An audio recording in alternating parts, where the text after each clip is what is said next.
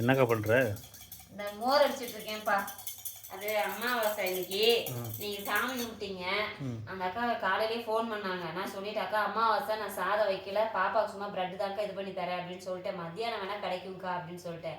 மத்தியானம் தான்ப்பா சாதம் வேணும் அப்படின்னு சொல்லியிருந்தாங்க. சாதம், அதுக்கப்புறம் வந்துட்டு எல்லாம் பேக் பண்ணிட்டேன்ப்பா.